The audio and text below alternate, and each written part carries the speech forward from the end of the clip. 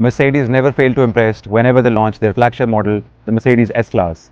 Except one controversial model which was the W220 जो कि 2003 से 4 के दौरान आपने देखी बहुत सारी, वो 1990s में इंट्रोड्यूस हुई और 2005 के एंड में वो ऑलमोस्ट खत्म हो गई. This is the W223, the latest flagship model of Mercedes, which means Mercedes ने इस गाड़ी के अंदर कोई कॉम्प्रोमाइज़ नहीं किया होगा.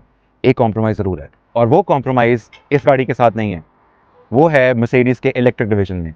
Mercedes की electric S class which is the EQS, उसकी शेप इंटायरली डिफरेंट है from the ongoing gasoline models. The latest generation of BMW i7, which is the arch rival of the S class, has been very popular. Why? क्योंकि उसमें एक electric variant भी आता है. मुझे इस तरह लगता है कि उन्होंने अगर S क्लास के अंदर इसी शेप के अंदर इलेक्ट्रिक अपनी गाड़ी दी होती, would have been a different story altogether. S class की प्रेजेंस, इसका overall aura has always defined what luxury means. तो आज हम ये देखेंगे कि इस Mercedes में कौन सी ऐसी चीज़ें हैं जो ड्रास्टिकली इंप्रूव की गई हैं from the older generation which was the W222. This is the exact place where you want to be when you are chauffeured in a Mercedes S class. Why? Because जितने भी materials हैं जिनका इस्तेमाल होता है, Mercedes has always done something out of the box. जितना material यहाँ पे यूज़ हुआ है, from the Alcantara roof lining to the leather stitching on this handle, इस लाइट की फिनिश दी गई है, all the buttons, the memory seat buttons, the layout of the Burmester sound system, and even the AC vents here, जो कि पहले plastic होते थे, उनको एक बहुत अच्छी फिनिश में भी कर दिया गया है. To control the infotainment system and all the features, आपको यहाँ पे एक टैब मिलता है which arguably is from Samsung, but it has all the MBUX features. और इसको अगर हम खोलें, you get the storage area, पीछे आपको एक फ्रिज मिलेगा. बट ये कुछ ऐसी चीज़ें हैं जो आपको शुरू से Mercedes ऑफर करता आ रहा है.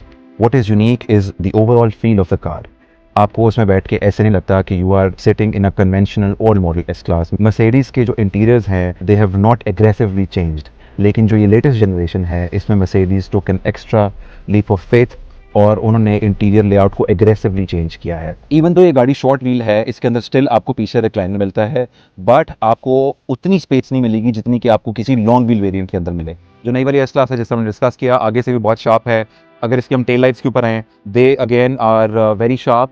और यही डिज़ाइन लैंग्वेज आपको नई वाली सी क्लास के अंदर भी मिलती है. But this is a bigger car. At the same time Mercedes ने बड़ी अपनी मिनिमलिस्टिक अप्रोच रखी है. सो इसका मतलब ये है कि ये एग्रेसिव भी लगती है and at the same time ये अपनी क्लास भी मेंटेन कर रही है. आजकल के दौर में जब हर बंदा i7 की क्वेरी लेके आता है, i7 का पूछता है, जिसका एक प्राइमरी रीज़न उसका प्राइस ब्रैकेट भी है. जो एस क्लास है, it offers more value and you can take it literally anywhere. Why? Because ये एक गैसोलीन गाड़ी है. Let us know which car would you go for, the new Mercedes W223 S class or the new BMW 7 Series.